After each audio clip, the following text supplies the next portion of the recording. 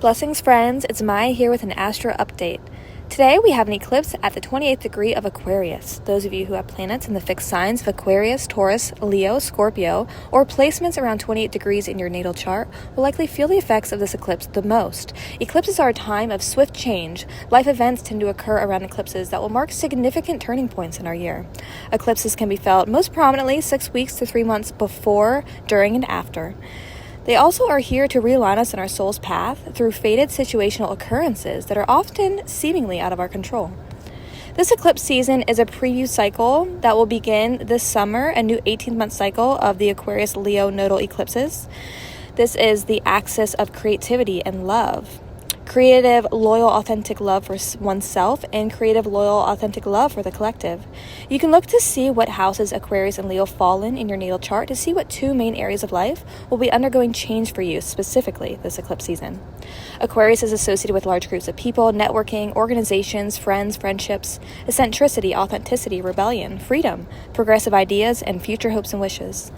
Venus, the planet of love, relationships, and money, is conjunct the North Node, and Venus exalted here showed these things could flow with ease. This lunation is also conjunct Mars, the planet of drive and warrior-like energy, showcasing an area in our life that we're taking willful action for brand new beginnings. Venus, the planet of love, relationships, and money, is also near Mercury, the planet of communication and information, and the North Node. Thus, communication and information around relationships, love, harmony, beauty, money, values, physical material possessions may be prominent at this time. The traditional ruler of this eclipse is Saturn, the planet of responsibility, authority, leadership, and structure. It's also very close to Neptune, the planet of dreams and illusion. This conjunction, being the ruler of this eclipse, can help us feel empowered, asking us to be pioneering, to set structure to our dreams and goals moving into the spring and summer. This eclipse is also square to Uranus, the planet of sudden change and shock, and Uranus is the co-ruler of this lunation. Squares to Uranus can bring out more challenging themes of the planetary archetype. Thus, this can bring a little bit of chaotic rebellion, freedom-seeking, or shocking sudden changes to the forefront of our reality. What area of life will this solar eclipse in Aquarius be happening for you based upon your rising sign? For Aquarius rising, this solar eclipse will be happening in your first house. This can bring transformational change around your physical identity, outward appearance, physical body, and new endeavors. For Pisces rising, this solar eclipse is happening in your 12th house. This could bring transformational change around the unseen realms, such as one's dreams, spirituality, self-undoings, bad habit, subconscious programmings, jails and hospitals, as well as retreats and ashrams. For Aries rising, the solar eclipse will be happening in your 11th house. This could bring transformational change, having to do with large groups of people, networking, friends, friendships, progressive ideas, collaborations, as well as future hopes and wishes.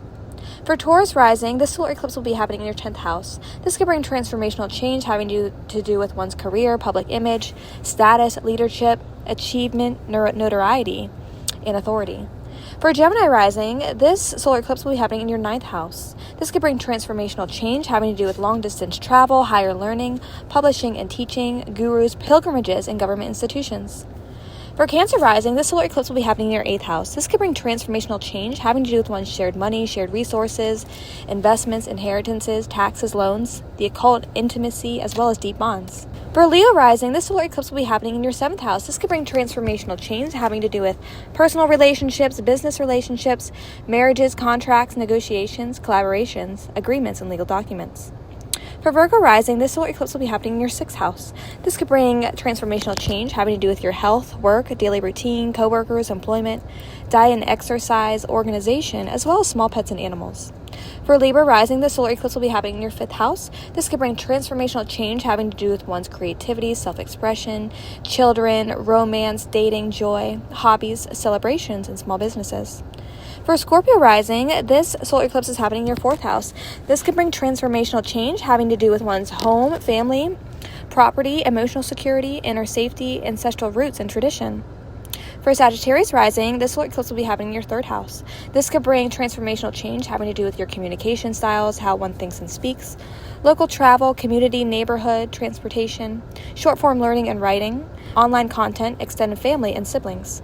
And last but not least, for Capricorn rising, this solar eclipse will be happening in your 2nd house. This could bring transformational change having to do with your income, how you make money, saving, earning, and spending, food styles, personal resources, physical material possessions, as well as self-worth. Solar eclipse in Aquarius, blessings to you all.